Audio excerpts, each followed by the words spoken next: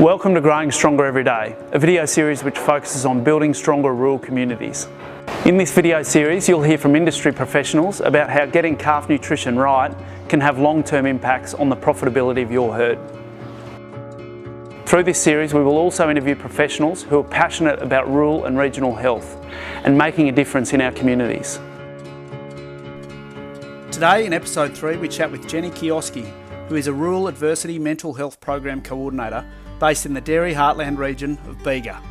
Jenny has worked as a RAMP coordinator for the last 10 years and is passionate about helping rural communities stay mentally healthy and raising awareness about how to find help when you need it. Hi, my name's Jen Kioski. I work with the Rural Adversity Mental Health Program, or RAMP. So the Rural Adversity Mental Health Program, or RAMP, started in 2007 as a result of the then millennium drought. And as many of you will be aware, we've gone through various changes and many people have struggled with recent droughts, now bushfires, floods, all that kind of stuff. So the Rural Adversity Mental Health Programs work with adversity generally, and that can take many different forms. So part of the strength of our program is we're rural people and we sit in our rural communities. So we have natural networks and we have the ability to link people into a range of different services depending on what their needs are. So we know times have been really tough, not just in the farming industry, but across Australia at the moment, people are really struggling. And one of the things we know, when people are under stress, their body releases cortisol. That's the stress hormone.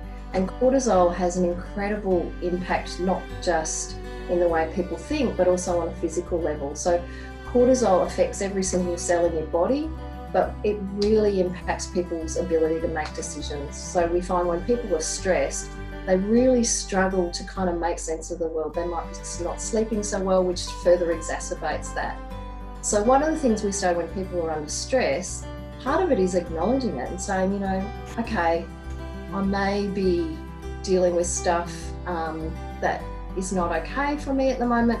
And we really go back to those basic things. So, I've mentioned sleep. Getting sleep's vitally important. So if you can get back into some kind of routine, eating well, getting a bit of exercise, all those things are really good for your physical health, are also really good for your mental health. And that helps counteract some of those more negative effects of cortisol. And just taking some time out. There's some really interesting studies about the effects of stress, particularly on men and women, and men and women deal with things quite differently. So some of the research suggests that men under stress, because it's actually, the cortisol also kicks in your fight and flight response. So what happens is your body's filled with these chemicals, and the natural response for some people, particularly men, is we're just going to tackle this, we're going to make decisions, we've just got to keep moving forward. And some of the research suggests that for women, it's actually taking a step back and consolidating things. So that's where we can sometimes see difficulties in relationships, particularly around farm family businesses. But it's all happening on a biochemical level. So, the more you can do to reduce your stress levels, as I said, go back to some of those basic things. And you don't have to be a bullet and go. You don't have to necessarily make decisions then and there. Take some time, plan, pull in people who can help with some of that decision making. So as I said, if you've got financial issues, maybe getting some advice on that.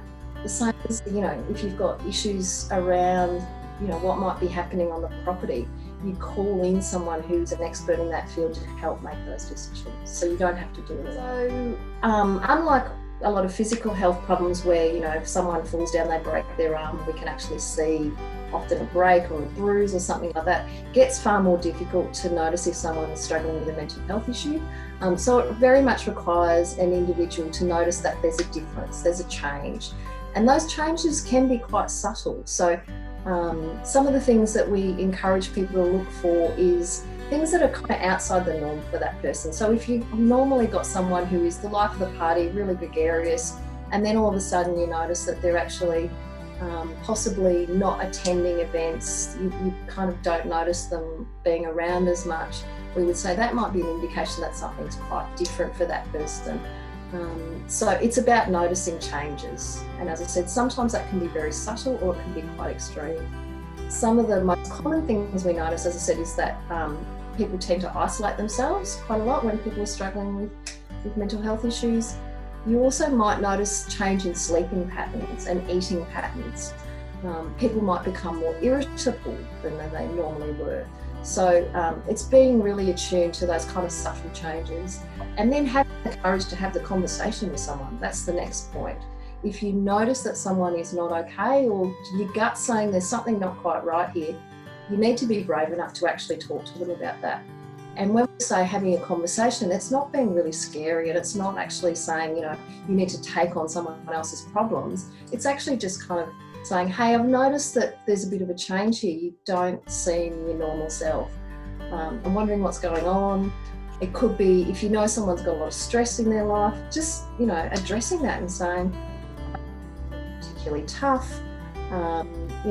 People have been struggling with drought, fires, and now with COVID-19, sometimes it's just saying, we're all doing it really tough, and I'm just wondering, how are you going?